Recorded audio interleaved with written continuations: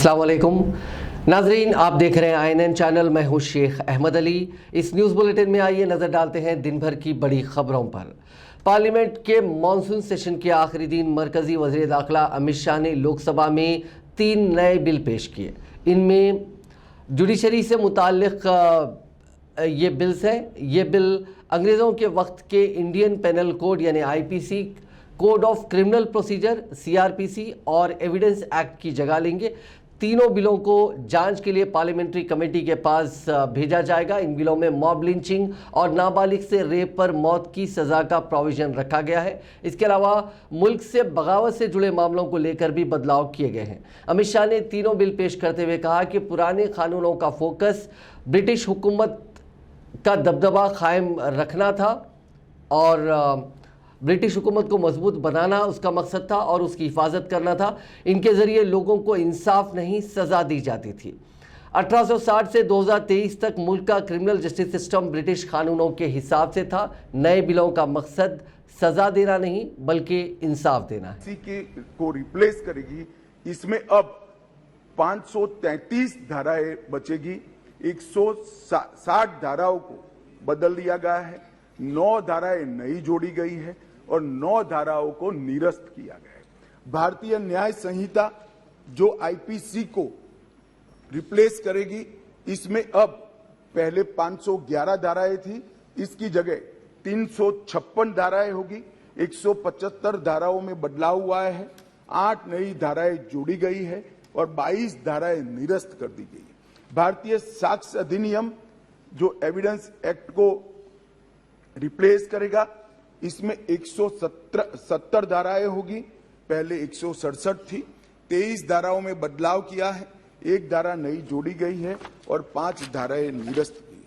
मान्यवर, मैं सदन को बताना चाहता हूं, ये तीनों कानूनों में गुलामियों की निशानी से भरे हुए कानून। सबसे पहले तो इसको ब्रिटेन की पार्लियामेंट ने पारित किया था, हमने अडॉप्ट किया था, यहीं से शुरुआत होती। परंतु इसके अलावा आज भी जो कानून आज इससे निरस्त होंगे, जब सदन पारित करेगा तब वो कानूनों के अंदर कुछ शब्द थे मैं जरूर कहना चाहता हूं, जिससे हमें मालूम पड़ेगा कि 75 साल तक हम किस कानूनों के आधार पर क्रिमिनल जस्टिस सिस्टम को चलाए हैं। पार्लियामेंट ऑफ यूनाइटेड किंगडम का जिक्र है, प्रोविंशियल एक्ट का जिक्र है, notification by the crown representative का जिक्र है, लंदन गैजेट का जिक्र है, ज्यूरी और बैरिस्टर का जिक्र है जो हमारे यहाँ कब के चले गए, लाहौर गवर्नमेंट का जिक्र है, कॉमनवेल्थ के प्रस्तावों का जिक्र है, United kingdom of great Britain and Ireland parliament का जिक्र है, हर मेजेस्टी और बाय द प्रीवी काउंसिल, ऐसे हर जगह रेफरेंस दिए हुए हैं। Copies and extracts content in the London gadget, इसके आधार पर एक कानून को बनाया गया है। Possession of the British crown, इसका भी जिक्र आज भी है। Court of justice in England, इसका भी जिक्र 33 से ज्यादा जगहों पे है। हर मैजेस्टी डोमिनियंस का इस अधिनियम के अंदर ढेर सारे जिक्र है।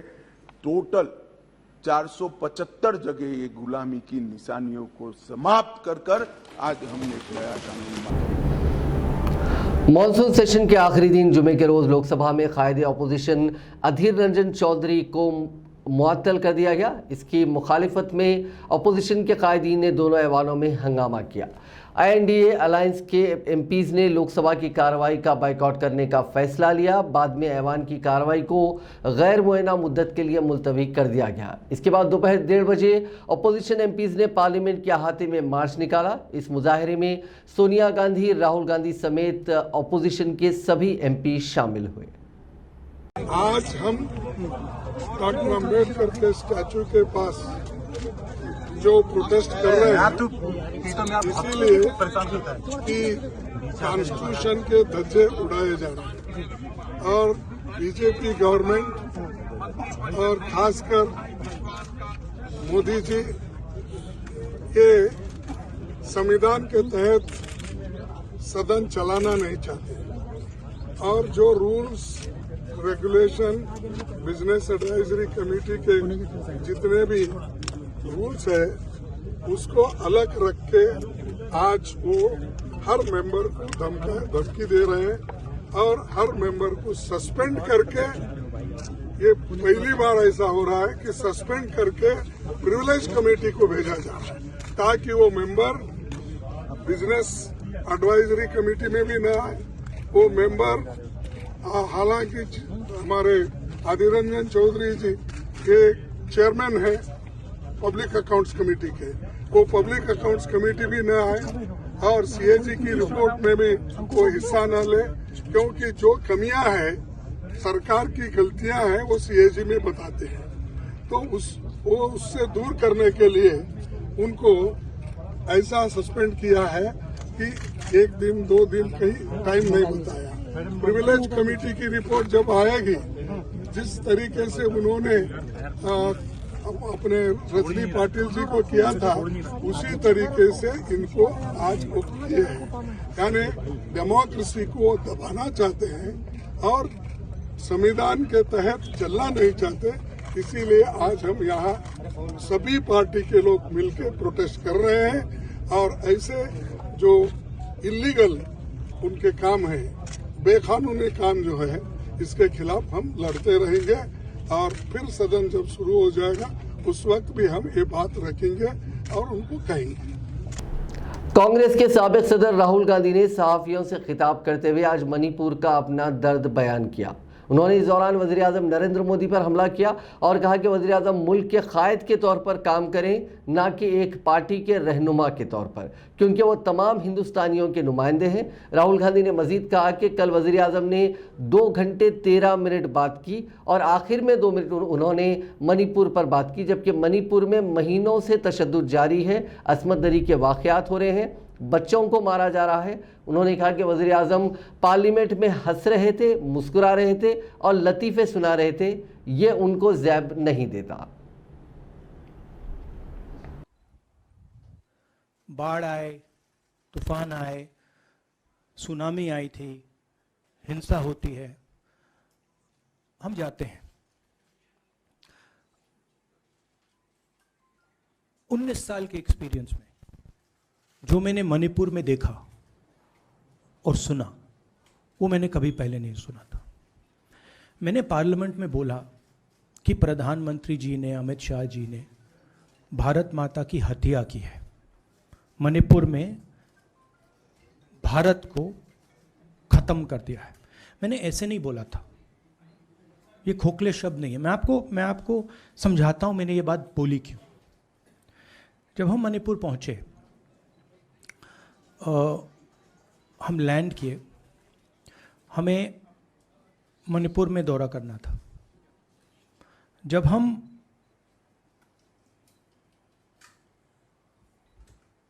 मेटे एरिया में गए, हमें साफ कहा गया था कि अगर आपकी सिक्योरिटी डिटेल में कोई भी कुकी होगा, उसको आप यहां मत लाइए, क्योंकि हम उसको मार देंगे।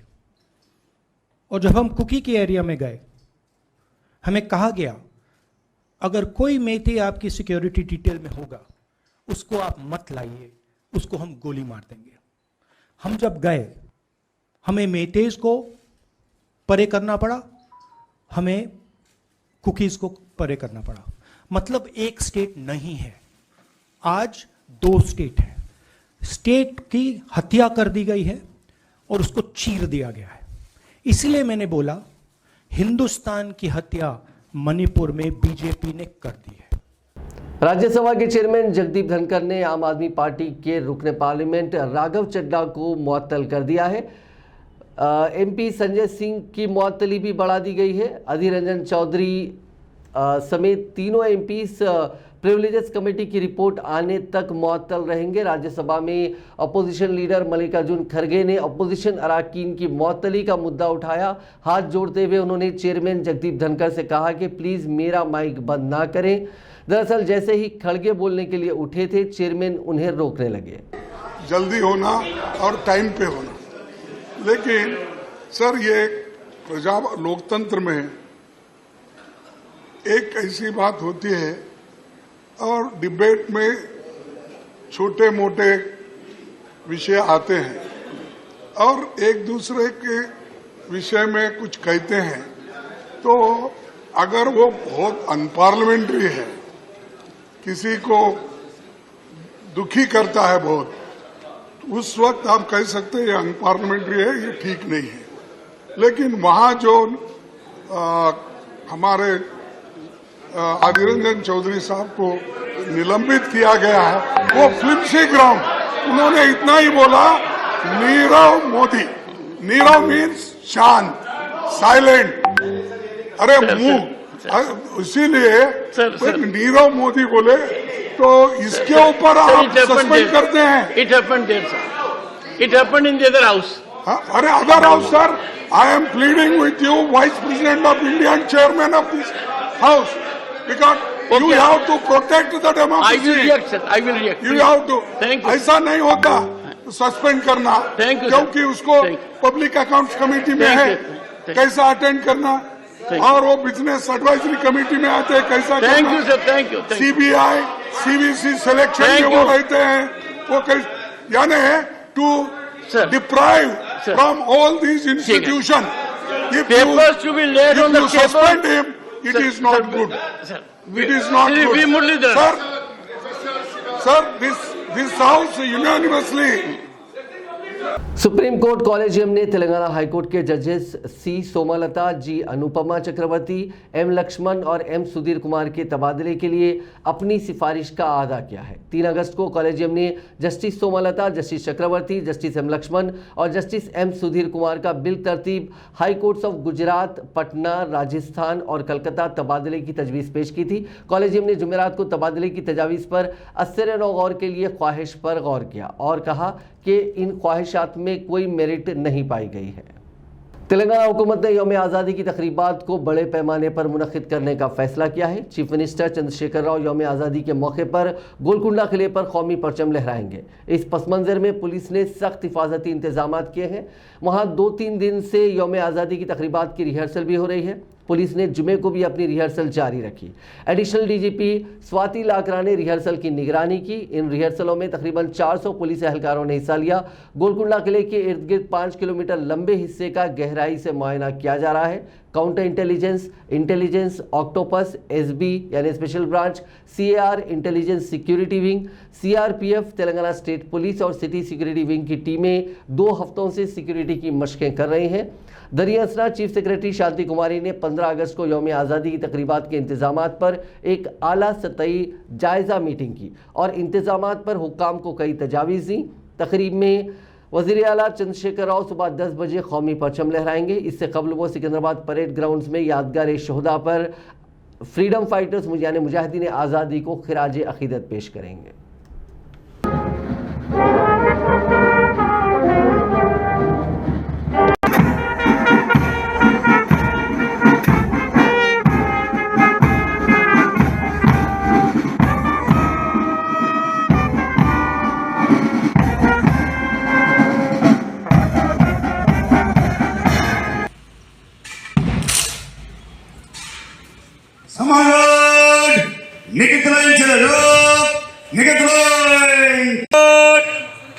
तीन काल में बाइक छेल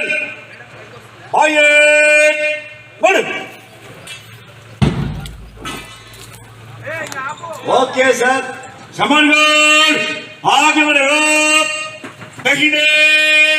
मुड़ समानगढ़ बाजू सत्य करेगा,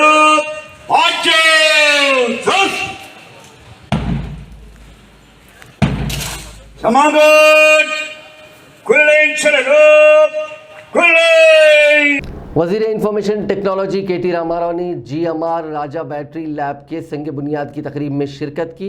इस मौके पर खिताब करते हुए उन्होंने बताया कि तेलंगाना जहां वैक्सीन कैपिटल बनकर उभर रहा है, तो दूसरी तरफ वो मुल्क का सबसे बड़ा टी हब भी कायम कर चुका है। मुल्क और दुनिया भर की कंपनियों का क़याम यहाँ अमल में लाया जा रहा है, जिसके ज़रिए तेलंगाना के नौजवानों को मुलाजिमतें हासिल हो रही हैं। Cell supply chain ecosystem is crucial for achieving the country's transition to electric mobility. I believe that sustainable mobility and shared mobility is the future of India, and therefore Amar Raja, I believe, has made the right choice in ensuring that you are investing in a future-ready ecosystem. Amar Raja is paving the way and will play a pivotal role in fostering research and innovation in this sector. This vital center shall play a key role, I hope, in providing access to testing and prototyping facilities to all the stakeholders in the ecosystem and supply chain. Telangana is leading the way in driving India's innovation growth story. The state's network of institutions, innovation institutions comprising of T-Works, which is India's largest prototyping facility, T-Hub, which is the world's largest tech incubator, RICH, the Research and Innovation Circle of Hyderabad, which tries to bring about a collaboration between the academia and the research institutions and the industry, TASK, which is Telangana Academy for Skills and Knowledge, which is ensuring that skilled workforce is readily available for anybody who wants to industrialize in Telangana, TSIC, the Telangana State Innovation Cell, which focuses on capturing young talent at a very early stage, and most importantly, V-Hub, which nurtures women entrepreneurs. All of these institutions together, which have been propelled and enabled by the government, are leading the innovation ecosystem in Telangana and Hyderabad. Today, Hyderabad has emerged as a preferred destination for setting up research and development, design and engineering facilities. I believe this center that is being done today, Evolve, by Amar Raja's Research and Innovation Center, would further enrich our dynamic innovation ecosystem. India's demand for ACC batteries is projected to be 260 gigawatt hours by 2030. 60% वजीर information technology के T Rama Rao ने कहा कि तेलंगाना ज़राअत में मुल्क में सबसे आगे है। उन्होंने कहा कि रियासत ने मुल्क का पेट भरने के लिए काफ़ी अनाज पैदा किया।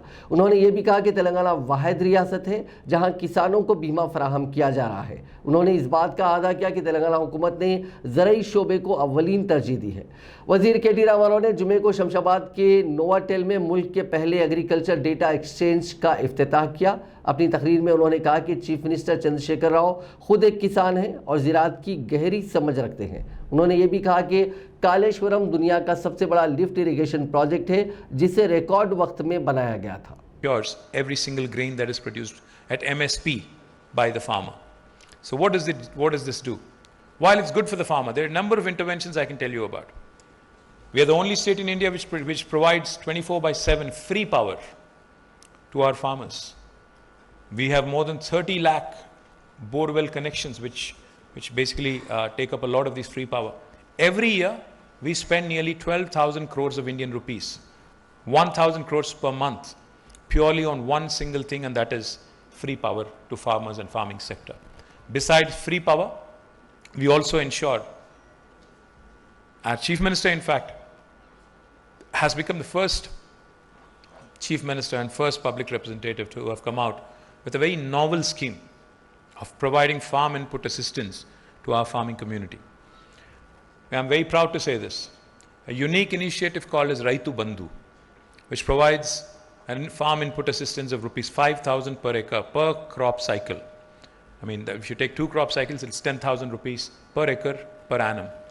We are the only state in India which has directly deposited 70.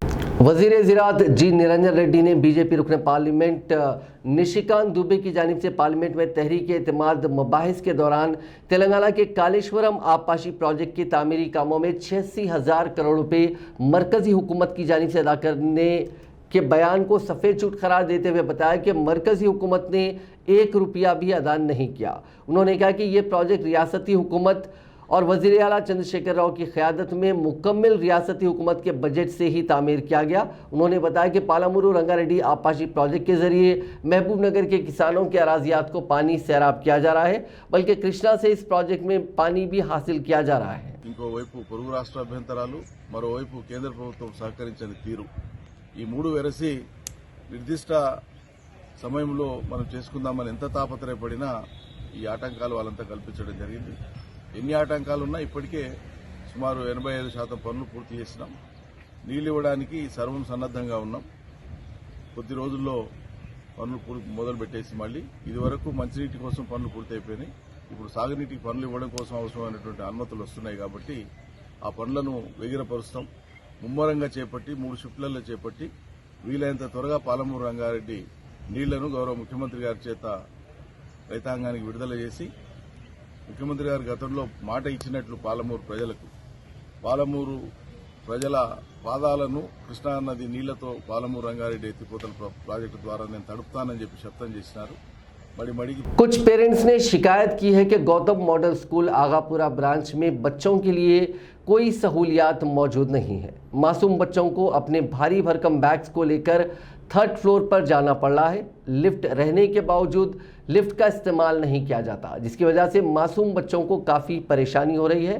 कुछ दिन पहले Gautam model school red hills के ब्रांच पर एक मासूम बच्ची के साथ मुबैना तौर पर एक हादसा पेश आया था और उस लड़की के घर वालों ने रेड हिल्स ब्रांच पर एहतजाज भी किया था। पेरेंट्स का मुतालिबा है कि मैनेजमेंट को चाहिए कि वो आगापुरा ब्रांच पर नज़र रखे। अस्सलाम वालेकुम, मेरा नाम शेख मुहसिन है।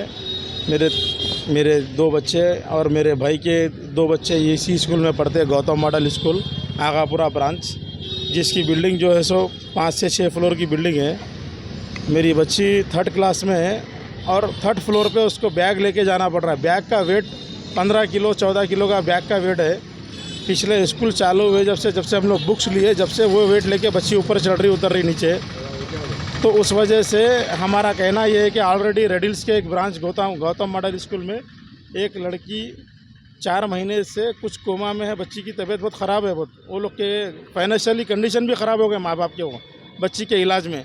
तो इसके लिए कौन जिम्मेदार है, मैं ये पूछना चाहता हूँ। अगर वो हादसा अगर यहाँ किसी के भी साथ हो सकता आगापुरा गौतम मॉडल स्कूल में, ये लोग कोई भी तरफ से जो है ना, कोई मैनेजमेंट कोई तरफ से अपना एक्शन नहीं ले रहा। यहाँ पे लिफ्ट रहने के बावजूद लिफ्ट से बैग नहीं ले जा रहे, बच्चे खुद बैग लेके जा रहे हैं और बैग लेके नीचे आ रहे हैं। यहाँ पे हम हज़ारों की फ़ीस डाल के, हमारा मकसद क्या है कि बच्चे अच्छा पढ़ना और बच्चों की सेफ्टी और सिक्योरिटी भी रहना। यहाँ पे खाली हम पैसे फ़ीस बनने के बाद में सिक्योरिटी सेफ्टी कुछ भी नहीं है। अब वहाँ पे एक हादसा हुआ, यहाँ पे भी एक हादसा हो सकता। तो यही हमारी गौतम मॉडल स्कूल मैनेजमेंट से हमारी गुजारिश है कि ये स्कूल की तरफ तवज्जो दे और चाहे जितने स्कूल है हैदराबाद शहर के, वो सारे स्कूलों को तवज्जो देकर जहाँ पर भी ऐसी प्रॉब्लम है वो चीज़ को जो ना, और अपनी तरफ से कोशिश करे कि ये हादसे दोबारा ना हो और जो भी कमियाँ हैं वो पूरी करे। और एजुकेशन डिपार्टमेंट से भी हमारी रिक्वेस्ट है कि ख़ास तौर पे स्कूलों की सिक्योरिटी और सेफ्टी के ऊपर थोड़ा ध्यान दे गवर्नमेंट। इससे पहले भी एक फ़ैन का इशू था, इस क्लासरूम में फ़ैन गिरने वाला था। मैं फ़ोटो खींच के जब भेजा स्कूल में, तो जब जो है ना दूसरे दिन आके टेक्नीशियन यहाँ पे फ़ैन को रिपेयर किए। तो ये चीज़ मैं बताना चाह रहा हूँ, इसमें टीचर्स की कोई गलती नहीं है, ना स्टाफ की गलती है, मैनेजमेंट की गलती है। गौतम मॉडल स्कूल का जो मैनेजमेंट है, वो मैनेजमेंट की गलती है कि वो लोग जो है ना सेफ्टी और सिक्योरिटी के ऊपर ध्यान नहीं दे रहे बच्चों की। सीढ़ियों पे 3rd फ्लोर पे बच्चे चढ़ के बैग है हाथ में, टिफिन। हैदराबाद के पुराने शहर में आज रात माफ़ कीजिएगा जुमेरात की रात कत्ल की सनसनीखेज वारदात पेश आई। बारका से ताल्लुक़ रखने वाले शेख सईद बावजीर नामी सोशल वर्कर का किसी ने बदलागुड़ा पुलिस स्टेशन के हुदूद में कत्ल कर दिया। मकतूल के भाई शेख उमर बावजीर ने इस बात की तस्दीक की। ज़राए के मुताबिक बदलागुड़ा मेन रोड पर वाक़ एक दफ्तर में वारदात पेश आई। हमलावरों ने मुहलिक हथियारों से बावजीर पर हमला करके उनका कत्ल कर दिया। इत्तला मिलते ही पुलिस की भारी जमीयत वहाँ पहुँच गई और नाश को पोस्टमार्टम के लिए उस्मानिया जनरल हॉस्पिटल के मुर्दा खाना मुंतकिल कर दिया गया। शुबा किया जाता है कि मंसूबाबंद तरीके से ये वारदात अंजाम दी गई। फौरी तौर पर कत्ल की वजूहात का पता नहीं चल सका और हमलावरों की शिनाख्त नहीं हो सकी। बोला अली भाई चलो बट बाजार ले जाएंगे, भाई गाड़ी खरीदा बोला मेरा भाई, तो मैं बोला नहीं चल सकते रे भाई, मेरे वाइफ की तबीयत खराब है, दुरेशा में है, तुम्हारे को मालूम ही ना। बोले तो अच्छी बात है बोल के अयूब खान से भी मिले हम लोग। अलबत्ता जिस दिन का जजमेंट था अयूब खान का भी उस दिन कुछ केस में आए थे, तो 7 बजे वहाँ गाड़ी धुलाने के बाद 3 जने थे, एक बच्चा आया। अब्दुल्ला सादी जो देने वाले थे, वो जो गवर्नमेंट से वो जो पानी वगैरह आ गया उस्मान नगर में, तो एक बच्चा आया। अरे उस्मान जो अब्दुल्ला सादी जो देने वाले जो जमीन बोल रहे हैं ना, वो जमीन मेरी है बोला। तो बच्चा लगातार बोला शेख साहब को, शेख साहब मैं आपको ऑफिस में आता हूँ बोले। तो शेख साहब बोले मैं फ़ोन कर दूँ बोले। तो बच्चा मैं कुछ ज़माने पहले पहचानता हूँ बच्चे को, वो सूरत दिखा दो। बच्चा यही बोला कि ऑफिस में एक बार 9 बजे रहना। क्यों बोलो, मैं मीडिया वालों को भी बुलाते। शेख साहब बोले जो अब्दुल्ला सादी जो ज़मीन के बारे में बात कर रहा, वो मेरी ज़मीन है बोल के बच्चा पेपरा लाया। शेख साहब की जो गाड़ी थी कार में आए, आने के बाद 9 बजे मेरे से बात भी हुई फ़ोन पे। कहाँ है अलीम भाई बोले। तो मैं बोला मैं एक फंक्शन में हूँ भाई, ज़रा मैं घर को भी जाना है, घर पे सौदा नहीं दिया बोले। तो 9:30 बजे उनसे मेरी बात हुई इसके बाद ये सुने आया मेरे को इंतकाल हो गए थे भाई, क्या इंसान को क्या हक की आवाज रही तो क्या ऐसा मारते मेरे भाई, बोलो आप। अरे लगा हिजड़ों से बता रहे लगा। अरे होम मिनिस्टर के ने भी धोखा गए हम लगा, होम मिनिस्टर साहब नहीं मिले महमूद अली साहब। अरे गुट्टे के पीएसयू के चक्कर हमारे भाई, हाँ बालापुर के चक्कर हमारे। पुलिस किस काम की बोलो, पुलिस चाली यही काम की रह गई, खाली मर्डर करना, 3 महीने रहना, उसके बाद बेल ले लेना। अरे कानून कुछ नहीं बदलता मेरे भाई। अरे कोई जनपल्ली में हक की आवाज उठाया तो क्या इसको ऐसा मारते। अरे लोग कि तू है जिंदगी पे, याद रखो उनकी अम्मा की हाय बदवा कभी नहीं खाली जाएगी, याद रखो। मैं भी खुराज शरीफ उठा के जुम्मे की नमाज यहाँ रखो, तुम लोग हथौड़ा मारोगा भाई। आज उनका बच्चा चलेगा तुम लोग का, आज क्या भी तुम देखो। अरे हिजड़े रे तुम लोग, मासूम बच्चे को मारते घुस के तुम लोग, मर देता रे रोड पे निकल के मारो रे, और तुम लोग मर दे रे तू तुम्हारी जिंदगी पे। अरे पुलिस स्टेशन में कंप्लेंट करे तो नहीं कर रहे भाई, और कहते भाई 10 बजे दूध क्यों, 10:30 बजे वही 11 बजे दूध की पैकेट लाने गया तो कहते मेडिकल वाला बोला अलीम भाई स्कॉर्पियो में आपको बच्चे ढूंढ रहे, बोला बच्चा भाई। मैं बोला जान दो भाई कोई होंगे मेरे चाहने वाले, बोले तो मेरे को दरी देर भाई ये मालूम हुआ बोल के तुम लोग इतना बदतर काम करते रहे। बचा आज मीडिया वालों से कहना चाह रहा हूँ मेरे भाई, जो हक की आवाज है ना आप लोग साथ देना, और उसको क्या करना अंडर ट्रायल चला के इसके ऊपर जेल भेजना उसको, और कौन खतर कराए कौन नहीं कराए मेरे भाई। आप लोग सब अपील कर दो, होम मिनिस्टर महमूद अली साहब आप दे दो इस्तीफा, आप नहीं संभाल सकते। आप मैं क्या बोल रहा हूँ, आप नहीं संभाल सकते साहब, आप इस्तीफा दे दो। आज उनका बच्चा चलेगा उनका मालूम, हर रखत बोल रहा बच्चा, आपको रिकॉर्डिंग में भी बोला और मैं भी बोला साहब ये बच्चे को मार देने वाले हैं। अरे मेरे को भी मारने की बहुत कोशिश करे, मैं कंप्लेंट करा बगलपुरे में, आज तक एक्शन नहीं हुआ। हुसैन आलम पे करा मैं एक्शन, आज तक एक्शन नहीं हुआ मेरे भाई। क्या हक की बोलने आवाज ये है बोलो आप।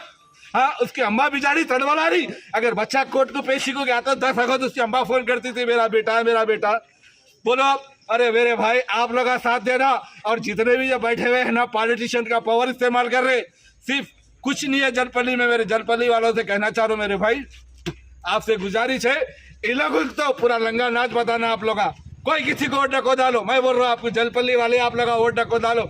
हम सिर्फ मुसलमानों के यहाँ से लड़ते थे, वहाँ के लोग फोन करते थे, हम अल्लाह के दरवाजे पे ठहर के बोलते खुराज शरीफ पे, हम किसी से 1 रुपया नहीं लिए। हम अगर नहीं रहता तो हम हमारे किसी भाई से मांग लेते थे भीख, मालूम। लोग हमारे बदलाने की कोशिश करे, हमको 20 लाख का ऑफर दिए। शेख वाजिर बोले अलीम भाई मेरे को 20 लाख का ऑफर आया। मैं बोला शेख साहब नको, शेख साहब भी बोले कोई जरूरत नहीं अलीम भाई, अपन मरना है आज नहीं कल मौत है हमारी। कल हम बैठ के यहाँ पर 3:30 अढ़ाई बजे बैठ के नामपल्ली करने खाना खाए, कल डिस्कशन करे, तो मेरे को 7 बजे हमारी मुलाकात हुई तो मैं समझ गया। तो ऐसी की बात है मेरे भाई। Commissioners task force west zone की टीम ने ममनुआ ई सिगरेट्स फरोख्त करने के इल्जाम में 4 अफराद को गिरफ्तार कर लिया और उनके कब्जे से 2 लाख रुपए का मटेरियल जब्त कर लिया। ये ममनुआ सिगरेट्स पान शॉप के मालिक को 3 तुलबा फरोख्त कर रहे थे। पुलिस राय ने बताया कि एक मुसद्दिका इत्तला की रोशनी में जुबली हिल्स में रोड नंबर 36 पर वाक़े ओलंपिया पान शॉप पर धावा करते हुए इलाके जुबली हिल्स में तुलबा और नौजवानों को ममनुआ ई सिगरेट्स और हुक्का फ्लेवर्स फरोख्त करने पर उसके मालिक शेख असलम को पकड़ लिया गया। असलम को ममनुआ सिगरेट्स फरोख्त करने वाले 3 तुलबा 19 साल राहिल खान, साकिन दीवान देवड़ी 21 साल ऋषि अग्रवाल, साकिन अत्तापुर 21 साल एस अग्रवाल, साकिन उप्पल को गिरफ्तार कर लिया गया। जबकि इस केस में 35 साल मोहम्मद शोएब, साकिन मुगलपुरा और दीगर फरार बताए गए हैं।